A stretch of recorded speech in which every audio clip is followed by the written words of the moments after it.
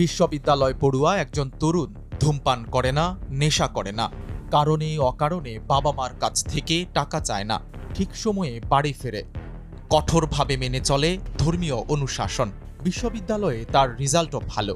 সমাজে এমন একটি ছেলে বরণীয় হবে স্বাভাবিকভাবেই, কিন্তু প্রথম আলো বলছে ভিন্ন কথা।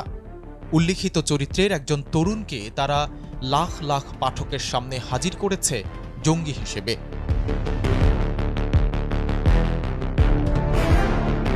বাংলাদেশে আওয়ামী শাসনের গত ১৫ বছরে জঙ্গি নাটক সাজিয়ে অনেক নিরপরাধ মানুষকে ফাঁসিয়ে দেওয়া হয়েছে নির্মমভাবে। আইনশৃঙ্খলা রক্ষাকারী বাহিনীর সরাসরি তত্ত্বাবধানে এসব নাটক মঞ্চস্থ হতো। তাতে মারা পড়ত ধর্মপ্রেমী সাধারণ মানুষ। আর এসব নাটককে উদ্দেশ্য প্রণোদিতভাবে প্রচার করত প্রথম আলো।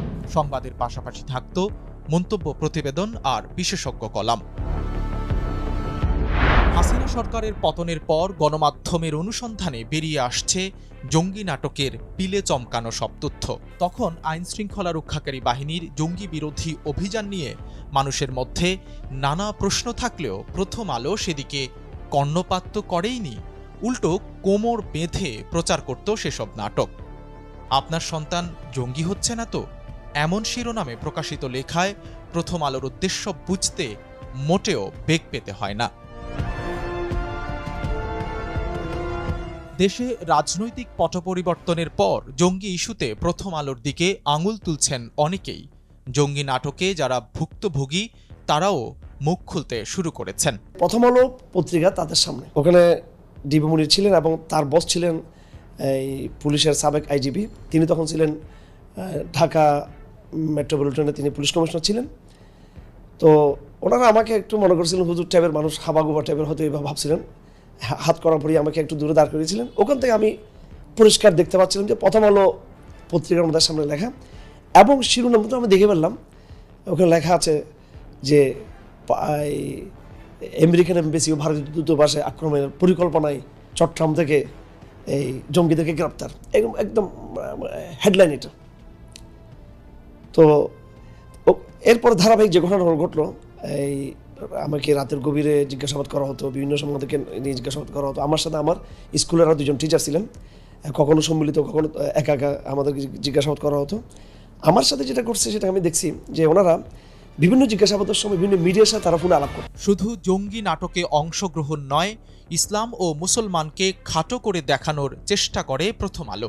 বেশ অনেক বছর আগে পত্রিকাটির রম্য ম্যাগাজিন আলপিনে হজরত মুহাম্মদ সাল্লাল্লাহু আলাইহি ওয়াসাল্লামকে কটাক্ষ করার দুঃসাহস দেখানো হয়েছিল।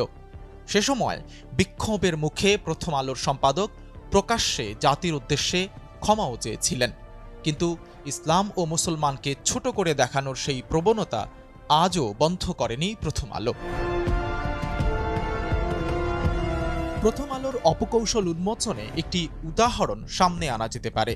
বন্যার্তদের সাহায্য করার জন্য কিছুদিন আগে ঢাকা বিশ্ববিদ্যালয়ের টিএসসিতে শিক্ষার্থীদের উদ্যোগে যে ত্রাণ উত্তোলন কার্যক্রম পরিচালিত হয়েছে, সে ব্যাপারে প্রায় 10টি রিপোর্ট প্রকাশ করেছে প্রথম আলো। উল্টো দিকে আলেম ওলামা, বিশেষ করে আস-সুন্নাহ ফাউন্ডেশনের উদ্যোগে অন্তত 20 গুণ টাকা উত্তোলন হলেও তা নিয়ে একটি রিপোর্টও প্রকাশ করেনি প্রথম আলো।